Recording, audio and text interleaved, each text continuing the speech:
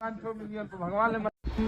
आप लोग देख रहे हैं प्रोवाइंस 1 मिलियन। तो फिर से एक बार स्वागत है प्रोवाइंस 1 मिलियन में। तो जी हाँ दोस्तों, आप सबको बता दें कि खेसारी लाल यादव ने अपने गांव गए थे और गांव जा कर के पूरे दोस्त को अपने इकट्ठे हुए थे और अपने 50 मिलियन गाने वाले के बारे में क्या बोले और क्या कह रहे हैं उनका दोस्त लोग, आप लोग सुन सकते हैं। भगवान ने बनावत रही कहते पर रुक जाओ कोनो करो मत, लेकिन एक दिन उम्मीद पर मरला पानी की 2 घंटा में फेरी गई।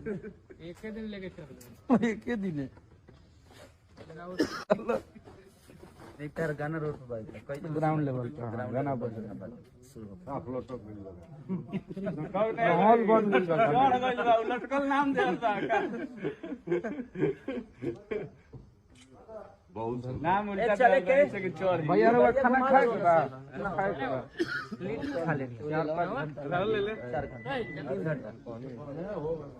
भैया ना ना ऐसे चल जाइए ना चतनी ए भैया आई बनो पे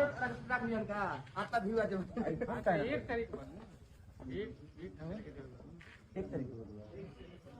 देखने को पड़ ले खाली है के करा का आईफोन दिया है तब छोड़ा तू हां आवल